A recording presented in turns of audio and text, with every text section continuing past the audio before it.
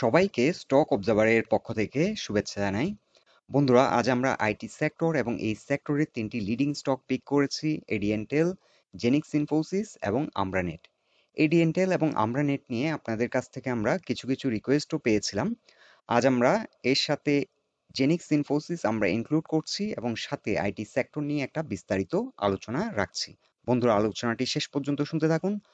আর আলোচনাটি শুরুতে আমি রিকোয়েস্ট করব, ডিসক্লেমার অংশটি আপনারা ভালো করে পড়ে নেবেন। পুঁজিবাজার ঝুঁকিপূর্ণ। আপনার কোনো পার্সোনাল বাই এবং সেলের কারণে আপনি যদি ক্ষতিগ্রস্ত হয়ে থাকেন, সে দায় স্টক অবজার্ভার বহন করবে না। শুরুতে আজ আমরা আইটি সেক্টরের মান্থলি চার্ট নিয়েছি। আজকে আমরা আইটি সেক্টরকে একটু ক্রিটিক্যালি বিশ্লেষণ করব এবং বোঝার চেষ্টা করব লঙ্গার হরাইজনে আইটি সেক্টরের অবস্থান। আইটি সেক্টরটি মূলত তার ফার্স্ট ওয়েভটি কমপ্লিট করে 2010-এর দিকে এবং এরপরে একটা সিগনিফিক্যান্ট কারেকশন হয় এবং তার সেকেন্ড ওয়েভ কমপ্লিট হয় 2013 সালের দিকে এবং এরপরে এখানে একটা কনসলিডেশন ফেজ আমরা দেখতে পাচ্ছি এবং 2016 সাল থেকে আবার এটি যাত্রা শুরু করে এখন থার্ড ওয়েভটি রানিং। আইটি সেক্টর এখন বর্তমানে আপ ট্রেন্ডে আছে এবং মাঝে মাঝে কিছুটা কারেকশন দিচ্ছে। সো এখন বর্তমান মার্কেট সিচুয়েশনে আপনাদের মধ্যে অনেকেই প্যানিকড এবং মার্কেটে অনেকটা সেল প্রেশারও আমরা লক্ষ্য করছি। তবে আপনাদেরকে একটি ব্যাপার আমি বলবো, সেটি হচ্ছে মার্কেট কিন্তু নিউজের উপর বেস করে চলে না, মার্কেট তার কিছু স্ট্রাকচার ফলো করেই চলে। আইটি সেক্টরটি বর্তমানে অবস্থান করছে 55.9-এ এবং সেক্টরটির এখন বর্তমান গন্তব্য 80 পয়েন্ট। 80 পয়েন্ট টাচ করার আগে এখন কোনো মেজর কারেকশনে আইটি সেক্টর পড়বে বলে আমরা আশা করছি না এবং অ্যাটলিস্ট আইটি সেক্টর একটি যদি হায়ার লো ক্রিয়েট না করে, আমরা আপাতত ধরে নেব যে IT sector hire high create করবে। আইটি সেক্টরের একটা রিসেন্ট লো হচ্ছে 43 যখনই ব্রেকডাউন করবে এটি একটি হায়ার লো ক্রিয়েট করে ফেলবে এবং তখনই আমরা ধরে নেব যে আইটি সেক্টর এখন ডাউন ট্রেন্ডে যাওয়ার সম্ভাবনা অনেক বেশি। So until and unless IT sector 43 breakdown করছে, আইটি সেক্টর আপ ট্রেন্ডে আছে এবং আইটি সেক্টর আমাদের এখন যে টার্গেট সেটি হচ্ছে 80। এই 80 হিট করার আগ পর্যন্ত আইটি সেক্টর মেজর কোনো কারেকশনে যাবে বলে আমরা মনে করছি না। এখন যারা ডে টু ডে ট্রেড করছেন তাদের জন্য বলে রাখি, আইটি সেক্টর এখন একটা ক্রিটিক্যাল যে জোন সেটি হচ্ছে 54। এটি একটি কি সাপোর্ট, এটি যদি ব্রেকডাউন করে তাহলে কিন্তু খুবই অ্যালার্ট হয়ে যেতে হবে এবং স্টপ লস দিয়ে দিতে হবে এবং আইটি সেক্টর পরবর্তী কোন এরিয়াতে এসে সাপোর্ট নেয় সেটাকে আমাদেরকে ফাইন্ড আউট করতে হবে এবং অ্যাকর্ডিংলি আমরা আবার চাইলে নতুন করে এন্ট্রি নিতে পারবো। সো আইটি সেক্টরের জন্য এখন একটি ক্রিটিক্যাল এরিয়া হচ্ছে 54। এই 54 এর উপরে থাকলে এখন আইটি সেক্টর নিয়ে তেমন একটা টেনশনের কোনো কারণ দেখছি না। আইটি সেক্টর এখানে একটা ইন্ডেক্স পয়েন্টে সাপোর্ট পাচ্ছে 55। এই জোনে আমরা দেখতে পাচ্ছি কিছুটা রিজেকশন, মিনস 55 এই জোনটাতে এসে কিন্তু আইটি সেক্টর সাপোর্ট নিচ্ছে। এছাড়া উইকলি চার্টেও যদি আমরা দেখি, উইকলি চার্টে আমরা দেখতে পাচ্ছি যে এখানে পার্টিকুলারলি এই জোনটাতে এসে ইন্ডেক্স পয়েন্টে সাপোর্ট নিয়েছে দিস টাইম লাস্ট উইক। আর আমরা যদি প্রাইস অ্যাকশনের সাথে ভলিউমের একটা কোরিলেশন আমরা এখানে দেখি, এখানে লাস্ট উইকের আগের উইক কিন্তু অনেক সেল প্রেশার ছিল এবং এখানে সেল প্রেশার হওয়ার কারণও ছিল কারণ এটি রিসেন্ট একটি হাই ক্রিয়েট করেছিল 63.4 এই জোনটাতে এবং এই জোনটাতে এসে কিন্তু একটা মেজর সেল প্রেশার আবার আইটি সেক্টর ফেস করেছে কারণ এই এরিয়াতে কিন্তু হিউজ ভলিউমে একসময় টার্নওভার হয়েছিল, যার কারণে এখানে অনেকটা সেল প্রেশার হয়েছে আইটি সেক্টরে। এখন সেল প্রেশারের কারণে অনেকটা রিট্রেস করেছে, কিন্তু লাস্ট উইক যে ডিসক্রিপেন্সিটা আমরা ভলিউমের সাথে প্রাইস অ্যাকশনের দেখতে পাচ্ছি সেটি হচ্ছে এখানে একটা হিউজ ক্যান্ডেল ক্রিয়েট হয়েছে কিন্তু সেই অনুপাতে ভলিউম হয়নি। এটাকে আমরা বলি ডিসক্রিপেন্সি উইথ ভলিউম, প্রাইস অ্যাকশনের সাথে ভলিউমের একটা ডিসক্রিপেন্সি। সো এখন যেটি হতে পারে, আইটি সেক্টর 56.7 এই জোনটাতে কিন্তু স্ট্রাগল করবে যেহেতু এটি একটি রিসেন্ট হাই ছিল, প্লাস এখানে আমরা 20 এক্সপোনেনশিয়াল মুভিং অ্যাভারেজের একটা রেসিস্ট্যান্স আমরা এখন দেখতে পাচ্ছি। এই সাপোর্টটি ব্রেকডাউন করার কারণে সাপোর্টটি এখন রেসিস্ট্যান্সে পরিণত হয়েছে, যার কারণে এখানে 56.7-এ এসে আইটি সেক্টর একটি সেল প্রেশার ফেস করবে এবং চেষ্টা করবে এখান থেকে ঘুরে দাঁড়ানোর জন্য এবং আইটি সেক্টর যদি নেক্সট উইক 57-এর উপর শক্ত অবস্থানে দাঁড়িয়ে যায় তাহলে কিন্তু এই সেক্টরটি আবার এখান থেকে একটা রিভার্সাল নিবে এবং দিস টাইম এটি ব্রেকআউট করার চেষ্টা করবে এবং ব্রেকআউট করার সম্ভাবনা অনেক বেশি। আর যদি এই সপ্তাহে আইটি সেক্টর মার্কেটে যে সেনসিটিভ নিউজগুলো আছে, ফান্ডামেন্টাল কিছু চেঞ্জ হতে পারে, যেমন আমরা ব্যাংকের যে সুদ রেট, যেটা ইন্টারেস্ট রেট একটা নীতিমালার মধ্যে ছিল, সেটা তুলে নেবে আমরা শুনছি। সো এই ধরনের ক্ষেত্রে মার্কেট কিছুটা ডিসকাউন্ট দিতে পারে এবং সেক্ষেত্রে আমাদেরকে অ্যালার্ট থাকতে হবে। 54 এর নিচে নামলে আমরা স্টপ লস দিয়ে দিতে হবে।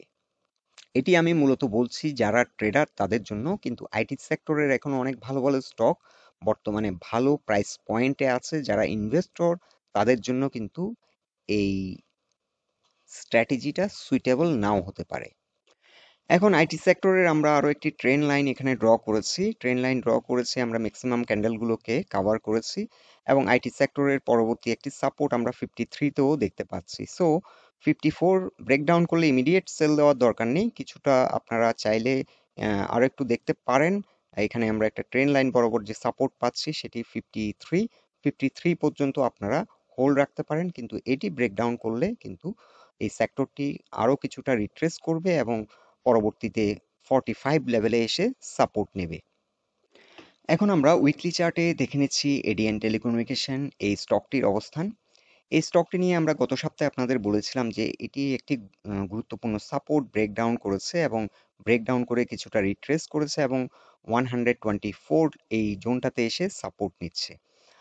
আর এটাও আপনাদেরকে আমরা বলেছিলাম যে এই স্টকটি এখান থেকে রিভার্সাল নিয়ে 45 এই জোনটাতে এসে ট্রেন্ড লাইন বরাবর রেজিস্ট্যান্স ফেস করবে এবং এখান থেকে অনেকটা রিট্রেস করে গেছে। সো লাস্ট উইক আমরা দেখতে পাচ্ছি যে একটি ভালো সেল প্রেশার হয়েছে, কিন্তু তার আগের সপ্তাহগুলোতে কিন্তু এটা ভালো ভলিউম নিয়ে আগাচ্ছিল, কিন্তু লাস্ট উইক মার্কেট সেন্টিমেন্ট কিন্তু নষ্ট হয়েছে, এটাও একটা কারণ।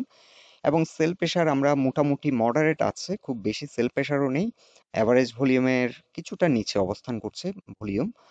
আর এখানে আমরা যেটা উইকলি চার্টে যে ফাইন্ডিংসটা পাচ্ছি, বর্তমানে এডিএন টেলিকমিউনিকেশন 131 টাকা এই জোনটাতে একটা রেসিস্ট্যান্স ফেস করছে এবং এটি 20 এক্সপোনেনশিয়াল মুভিং অ্যাভারেজের নিচে নেমে যায়। আর যার কারণে এটি সাপোর্ট পেয়েছিল 124। আমরা ডে চার্ট দেখলে বুঝতে পারবো যে এটি কিন্তু এখানে একটা সাপোর্ট ছিল। লিডিং আরেকটি ইন্ডিকেটর আমরা ইউজ করি পিভেট, সাপোর্ট নাম্বার 1-এ এসে এটি সাপোর্ট নিয়েছে 100, এক্স্যাক্টলি 124.3-তে এসে সাপোর্ট নিয়েছে। সো এখন এই জোনটা এখন রেসিস্ট্যান্স হিসেবে কাজ করছে, কারণ ডে চার্টে এটি পিভট পয়েন্টের নিচে নেমে গেছে 133। এখন 133 এই জোনটা কিন্তু একটা রেসিস্ট্যান্স হিসেবে কাজ করছে, সাথে এখানে কিন্তু 20 এবং 50 এক্সপোনেনশিয়াল মুভিং অ্যাভারেজের যে রেসিস্ট্যান্স আমরা দেখতে পাচ্ছি এবং উইকলি চার্টও কিন্তু এটি 20 এক্সপোনেনশিয়াল মুভিং অ্যাভারেজের কিছুটা নিচে আছে। উইকলি চার্ট অনেক ইম্পর্টেন্ট। উইকলি চার্টে যদি এটি 132-র উপরে এটি দাঁড়িয়ে যায়, তাহলে উইকলি চার্টে 20 এক্সপোনেনশিয়াল মুভিং অ্যাভারেজের উপরে আসবে এবং উপরে আসলে কিন্তু এটি ডেইলি চার্টে যে রেজিস্ট্যান্সগুলো আমরা দেখতে পাচ্ছি সেটি ইজিলি ব্রেকআউট করে আবার এটি 49 এই জোনটাতে এসে কিন্তু আবার রেজিস্ট্যান্স ফেস করবে। সো নেক্সট উইক এটি যদি 132-র উপর দাঁড়িয়ে যেতে পারে, তাহলে এখান থেকে একটা রিভার্সাল আমরা এক্সপেক্ট করতে পারি এবং চাইলে আমরা নতুন করে ট্রেডও নিতে পারি। তবে আমাদেরকে স্টপ লস সেট করতে হবে, 130-এর নিচে নামলেই কিন্তু স্টপ লস সেট করতে হবে, কারণ এই স্টকটির ক্ষেত্রে একটা মেজর উইকনেস হচ্ছে এটি কিন্তু একটা অ্যাটেম্প্ট নিয়েছিল এটি তার ট্রেন্ড লাইনের মধ্যে, চ্যানেলের মধ্যে কিন্তু এন্টার করতে পারে নাই, এটা একটা বড় ব্যর্থতা। এবং এ ধরনের ক্ষেত্রে চ্যানেল ব্রেকডাউন করলে স্টকগুলো কিন্তু ফার্দার আরও কারেকশন হতে পারে। সো এই স্টকটি আপনারা যারা হোল্ড করছেন তারা এটা মাথায় রাখবেন যে স্টকটি যদি এখন এখান থেকে রিভার্সাল করে ঘুরে দাঁড়াতে না পারে, তাহলে কিন্তু স্টকটির পরবর্তী গন্তব্য 107 পর্যন্ত হতে পারে। সো আপাতত যারা এখন ট্রেডে আছেন আপ টু 125 এটি হোল্ড রাখতে পারেন। যদি কোনো কারণে এই সাপোর্টটিকে রেসপেক্ট না করে, এটি কিন্তু পরবর্তীতে এসে 114-তে সাপোর্ট নেওয়ার চেষ্টা করবে এবং আপ টু 108 এখানে পিভট সাপোর্ট এই জোনটাতে চলে আসতে পারে। এখন আমরা উইকলি চার্টে দেখে নিচ্ছি জেনিক্স ইনফোসিসের অবস্থান। জেনিক্স ইনফোসিস কিন্তু তার একটি ডিমান্ড জোনে কিন্তু চলে এসেছিল, গত সপ্তাহে আমরা দেখতে পাচ্ছি 80 লেভেল পর্যন্ত হিট করে এখানে একটা প্রাইস পয়েন্ট সাপোর্ট আমরা দেখতে পাচ্ছি। এর আগে এই জোনটাতে এসে কিন্তু সাপোর্ট নিয়েছে, এখানে একটা বড় কারেকশন হয়েছিল এবং এরপর একটা রিভার্সাল। এখনো আমরা দেখতে পাচ্ছি এই জোনের আশেপাশে এসে এখান থেকে সাপোর্ট নিয়েছে। তবে স্টকটির ক্ষেত্রে সেল প্রেশার কিন্তু তেমন একটা নেই। এভারেজ ভলিউম থেকে অনেক লো ভলিউমে আমরা দেখতে পাচ্ছি ট্রেড হচ্ছে, বাট প্রাইস অ্যাকশন হচ্ছে। That is discrepancy. এ ধরনের ডিসক্রিপেন্সিতে আমরা সাধারণত দেখি যে স্টকগুলো আবার কুইক রিভার্সালের মাধ্যমে আবার প্রাইস অ্যাকশন করে একটা নতুন একটা হয়তো হাই ক্রিয়েট করে। সো এখান থেকে এখন একটা রিভার্সালের মাধ্যমে আপ টু 100 পর্যন্ত এটি ট্রাভেল করতে পারে। তবে 100 হচ্ছে এখন মেজর চ্যালেঞ্জ এই স্টকটির জন্য। এর আগে এখানে 86 কিংবা 7ও একটা রেসিস্ট্যান্স ফেস করতে পারে। তবে এই রেসিস্ট্যান্স গুলো কোনোটাই তেমন একটা স্ট্রং রেসিস্ট্যান্স হবে না। এখান থেকে যদি ভলিউম, এই স্টকটির ক্ষেত্রে ভলিউম এখানে আমরা দেখছি যে ভালো ভলিউম ছিল, এখানেও এই রিভার্সালও কিন্তু ভালো ভলিউম ছিল, এবং কারেকশনে কিন্তু ভলিউম আমরা দেখতে পাচ্ছি না। সো স্টকটি কিন্তু ট্রেন্ডটি স্ট্রং আছে, কিন্তু স্টকটি সামহাউ এখানে একটা জোনের মধ্যে স্টাক হয়ে গেছে। স্টকটির ভালো ভালো নিউজ ছিল, আমরা এক্সপেক্ট করেছিলাম যে স্টকটি হয়তো একটা কুইক র্যালি করবে, কিন্তু স্টকটি কিন্তু খুব স্লো মুভার আমরা দেখতে পাচ্ছি। এই সেক্টরের কিন্তু এটি একটি লিডিং স্টক ছিল, কিন্তু আপ টু দ্য মার্ক এখন পারফর্ম করছে না। এটা হতে পারে অনেক স্টক অনেক সময় সাইলেন্ট হয়ে যায় ডিউ টু মার্কেট সিচুয়েশন। এখন কিন্তু মার্কেটে লিকুইডিটি খুব কম, যার কারণে অনেক ভালো ভালো মানের স্টকও কিন্তু এখন ভালো পারফরমেন্সের মধ্যে নেই। সো স্টকটি কিন্তু পোর্টফোলিওতে লং টার্ম হোল্ডিং এর জন্য ভালো মানের একটি স্টক, যেহেতু তাদের অনেক ভালো আমরা নিউজ পেয়েছি, এবং এটার কিন্তু একটা রিসেন্ট হিস্ট্রি আছে 163। সো আমরা যদি এটাকে ক্যাটাগরাইজেশন করি as a good performing stock হিসেবে এক বছরের ধারাবাহিকতা দেখে, তাহলেও কিন্তু আমরা মোটামুটি দেখতে পাচ্ছি যে স্টকটির ভালো একটা পারফরমেন্স আছে আপ টু 120 একটি রিসেন্ট হাই, এবং আমরা এখানে রিসেন্ট লো দেখতে পাচ্ছি 80। সো 80 থেকে 120 এখন কিন্তু বর্তমান লাস্ট 1 ইয়ারের একটা ধারাবাহিকতা, এবং গত 2-3 বছরের ধারাবাহিকতায় কিন্তু এটার একটা লং হিস্ট্রি এই স্টকটির আছে, এবং এই স্টকটির একটা পোটেনশিয়ালিটিও আছে। সো আমাদেরও এই স্টকটি হোল্ডিং এ আছে। আমরা ফ্রাস্ট্রেটেড না, হ্যাঁ স্টকটি পারফর্ম করছে না up to the mark, but আমরা কিছু কিছু স্টক লং টার্ম হোল্ডিং এর জন্য রেখে দিয়েছি। এরকম আরো একটি স্টক আমরা হোল্ড করছি, বিএসসি।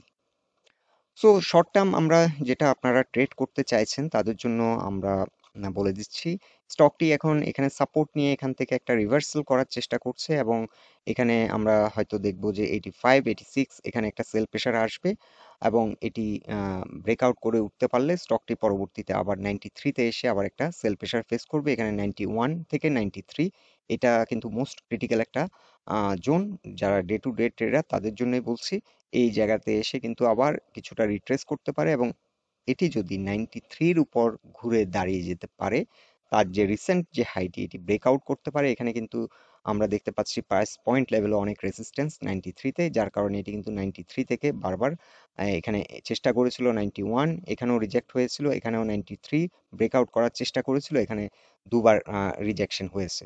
তো থার্ড টাইম এটি এখান থেকে উঠে হয়তো আশা করছি যে এটি ব্রেকআউট যদি দিয়ে দেয়, তাহলে এখান থেকে আবার নতুন করে একটা এন্ট্রি হতে পারে, এবং এই স্টকটি হয়তো গ্রাজুয়ালি আবার তার যে প্রিভিয়াস যে হাইগুলো সেটিকে ব্রেকআউট করে নতুন হাই করার চেষ্টা করবে। সো আপাতত যারা ডে টু ডে ট্রেডার, এই চ্যানেলটি আপনারা ড্র করতে পারেন। এখানে একটা ট্রায়াঙ্গেল শেপ ক্রিয়েট হচ্ছে। সো ট্রায়াঙ্গেল ব্রেকআউট হলে কিন্তু এই স্টকটি একটা এগ্রেসিভ মুভ নিয়ে সামনের দিকে আগাবে। এখন আমরা ডে চার্টে দেখে নিচ্ছি আমরা নেট, এই স্টকটির অবস্থান। আমরা নেট কিন্তু তার যে লিডিং ইন্ডিকেটর আমরা ইউজ করেছি, তার S1 সাপোর্টটি ছিল 66.9 কিংবা 67 আমরা বলতে পারি। সো পিভট S3 সাপোর্টও কিন্তু ব্রেকডাউন করেছে, এবং এখানে এসে প্রাইস পয়েন্ট লেভেলে এসে আমরা দেখতে পাচ্ছি যে 65 এই জোনটাতে একটা প্রাইস পয়েন্ট সাপোর্ট ছিল, 65 থেকে 66 এখানে এসে কিন্তু সাপোর্ট নিয়েছে, এবং এখান থেকে ঘুরে দাঁড়ানোর চেষ্টা করছে। আর উইকলি চার্টে যদি আমরা এই স্টকটির অবস্থান দেখি, উইকলি চার্টে আমরা দেখতে পাচ্ছি এটি 20 এক্সপোনেনশিয়াল মুভিং অ্যাভারেজের নিচে নামার কারণে এটি কিন্তু একটা ভালো রকমের সেল প্রেশার হয়েছে, এবং এটি R2-র নিচেও নেমে যায়। পরবর্তীতে এটি কিন্তু উইকেন্ডে আবার এটি ঘুরে R2-তে এসে অবস্থান করে, R2-র কিছু উপরে অবস্থান করে এখানে সাপোর্ট নিয়েছে। সো স্টকটির জন্য এখন 66 এটি হচ্ছে একটা স্ট্রং সাপোর্ট, এবং এখান থেকে একটা রিভার্সাল হওয়ার সম্ভাবনা আছে। আর লাস্ট যে র্যালিটি করেছিল ফ্রম দ্য হোল ট্রেন্ড আমরা যদি দেখি, এই ট্রেন্ডটা থেকে এই স্টকটি আমরা দেখতে পাচ্ছি অলমোস্ট 38%-এর থেকে অনেকটা বেশি কারেকশন দিয়েছিল, এবং এখন বর্তমানে 38% সাইকেলের মধ্যে এন্টার করেছে। সো স্টকটি এখন 66 এই জোনটাতে যদি থাকে তাহলে এখান থেকে সাপোর্ট নিয়ে আবার একটা রিভার্সাল করবে। আর এই স্টকটি একটা এক্সপান্ডিং একটা ট্রায়াঙ্গেল প্যাটার্ন ক্রিয়েট করেছিল এবং এই চ্যানেল আমরা যেটা এই চ্যানেলটি ড্র করেছি চ্যানেল থেকে বেরিয়ে গেছে। সো এডিএন টেলিকমিউনিকেশনের মতো এই স্টকটিরও একটা উইকনেস হচ্ছে এই স্টকটি কিন্তু চ্যানেলের বাইরে চলে আসছে। এখন দেখার বিষয় হচ্ছে আমরা একটু ডেলি চার্টে দেখি, এটা একটা অ্যাটেম্প্ট নেবে এখন এই চ্যানেলের মধ্যে ঢোকার। 70 বরাবর এসে কিন্তু একটা বড় রকমের সেল প্রেশার ফেস করবে এবং এটি যদি 71 এর উপর ঘুরে দাঁড়াতে পারে তাহলে চ্যানেলের মধ্যে চলে আসবে। আর চ্যানেলের মধ্যে চলে আসলে কিন্তু স্টকটি আবার পরবর্তী গন্তব্য হবে। আমরা এই চ্যানেল লাইন বরাবর যদি দেখি, এটার পরবর্তী গন্তব্য হবে 99 থেকে 100 এর দিকে। সো স্টকটির জন্য এখন সবচেয়ে বড় যে চ্যালেঞ্জ সেটি হবে চ্যানেলের মধ্যে এন্টার করা। এই চ্যানেলের মধ্যে এন্টার করতে পারলে এই স্টকটি কিন্তু পরবর্তীতে আবার একটা লং র্যালি করবে। আদারওয়াইজ কিন্তু এই স্টকটি ফার্দার আরো কারেকশন হতে পারে এবং পরবর্তী সাইকেল কিন্তু 60 তে এসে 50% এর একটি সাইকেল, এবং এই সাইকেলও যদি কোনো কারণে রেসপেক্ট না করে এটি কিন্তু পরবর্তীতে তার যে গোল্ডেন জোন 61 থেকে 79 এই জোনে চলে আসতে পারে এবং এই জোনে চলে আসলে কিন্তু স্টকটি অনেক উইক হয়ে যাবে এবং রিকভারি দিতে অনেক বেশি টাইম নেবে।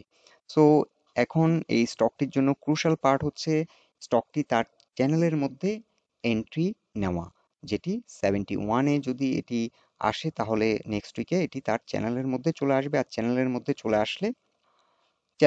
চলে আসলে এটি তখন আর আমাদের প্যানিক হওয়ার মতো কোনো কারণ থাকবে না। সো বন্ধুরা, এটাই ছিল আইটি সেক্টর এবং এই সেক্টরের 3টি লিডিং স্টক নিয়ে আমাদের ফাইন্ডিংস। আপনাদের মতামতগুলো আমাদেরকে কমেন্ট বক্সে জানাবেন। আলোচনাটি যদি আপনাদের ভালো লেগে থাকে অবশ্যই পোস্টটিকে লাইক দিন, বন্ধু বান্ধবের সাথে শেয়ার করুন, আর আমাদের সাথে থাকার জন্য আপনাদেরকে অসংখ্য ধন্যবাদ।